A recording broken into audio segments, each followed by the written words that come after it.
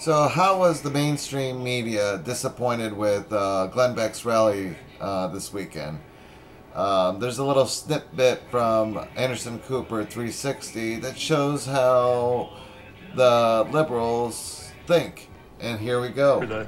The temperature that he usually performs at.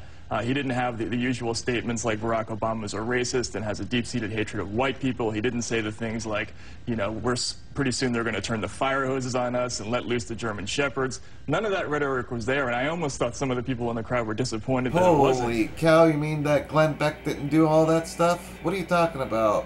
There's got to be a way that you can manipulate and lie and skew and make up facts to serve your own agenda. I mean, you got to demonize the guy. Come on now. I mean, how is it possible that this person could gather that many people and you can't make something up? Oh, wait a minute, you did. So let's see another clip continuing the interview and see how the Democrats, the liberals, the progressives act and how they, when confronted with actual facts and a person who is intelligent, and how they react to it. Let's take a look at this right. Should Democrats be scared? No, I mean, I think in the short term, definitely there are clearly going to be some losses for the Democrats because of all this political energy. But in the long term, this Tea Party movement is going to kill the Republican Party because it's going to make it impossible to win that center ground. You're not going to be able to win nominations without appealing to this group of people. But if you do appeal to this group of people, you're going to lose every non-white voter in the country and a large percentage of the sort of independent, middle-of-the-road voters. It's a very, very dicey situation for the Republicans. Dana, I'll give you the final thought. Yeah, I would disagree with Matt strongly on that because almost every single poll that has come out since spring of last year shows Rasmussen, Gallup, Quinnipiac, by and large, independents and moderates are flocking from the Democrat Party. Not just those, but also voters in the black community as well. We have more than ever in any other election period. We've had more black conservatives running on Republican tickets and primaries, and they are doing exceedingly well. Charles Lawler, Alan West. We also have Cedric Crenshaw in Illinois. I think what we're seeing is a really true awakening with this grassroots movement that people are realizing for the first time that individual liberty is applicable to everyone. It is not patented by one side or the other, and that's my hope for this movement, and that's what I've been seeing. I said it was final thought, but I'll let you respond if you want. I mean, you're naming individual black politicians as though it's representative of widespread black attitudes. It's just not the case. I just don't see large numbers. Matt, perhaps if people like you in the liberal media quit trying to diminish the contributions of black conservatives in the political sphere, more would have the courage to speak out. I just don't even, I mean, this is like one of those things when you see your crazy uncle taking his pants off at Thanksgiving. You don't know whether to laugh or cry. It's so incredibly offensive, this whole business. So you name call. I don't know how to respond to that. This whole thing. The crazy uncle, huh? That's how you respond. What an intelligent statement that is. It just blows everything away, doesn't it? I mean, by God, she's wrong.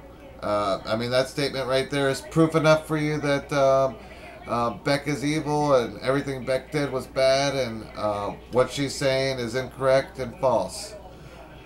That's how the liberal media, that's how the mainstream media, that's how the progressives, the Democrats act and attack. They basically start to attack characters, start to attack somebody, make fun, name call, and do anything and everything to take the focus away from the facts. That's their main mission and goal because they don't want you to know the facts. They don't want you to know what is actually happening in reality. Just like that guy, you're going to name a few black people. Well, look at how they act and respond in the media. Al Sharpton's. It was a very diverse crowd, but there's only one or two white people in it. And I'm exaggerating there, of course, but look at what they did to Beck's rally. You know, there was a handful of black people, mostly white. You know, this was a white-sheeted affair. So you could obviously see that the crowd was scared of black people because there was none in there. Oh, it's so sad. You know, here's an intelligent woman, and she's being debated by a buffoon. And I'm speaking of most of the liberal media there. So you look at the facts. I'll show you the rest of it and what happens here in a second. Take a listen. I don't know how to respond to that. This whole thing, you don't know whether they're being disingenuous or clueless and not seeing how incredibly offensive this entire event is. And it's really sad, and I think How is it offensive?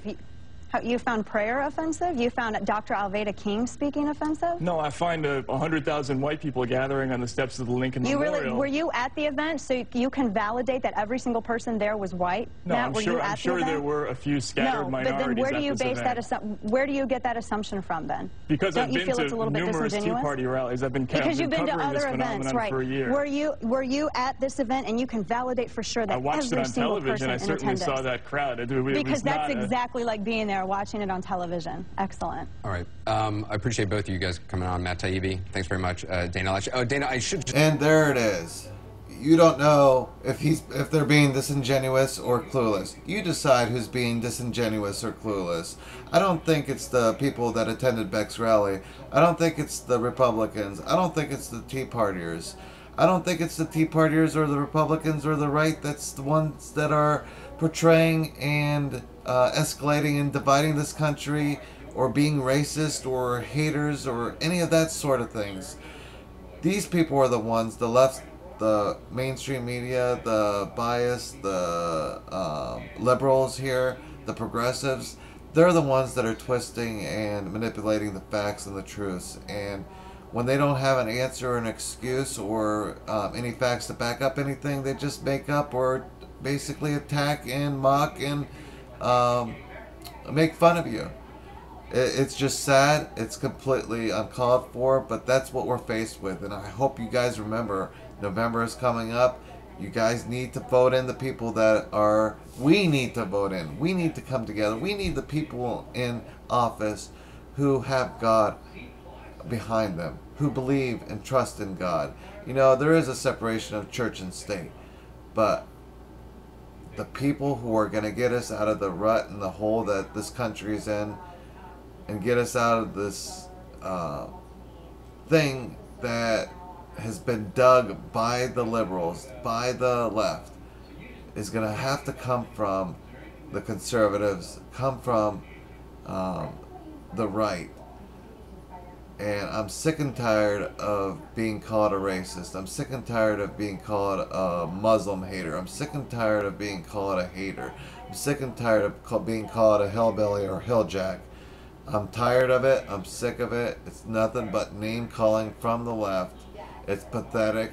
All those people from Ed Schultz, Chris Matthews, Al Sharpton, Keith Olbermann, Rachel Maddow, all those people are nothing but charlatans. They're nothing but, those are the ones that are disingenuous. Those are the ones who have hidden agendas. Those are the ones that are racist. Those are the ones who are up to no good. So, America, God bless us all, and take care.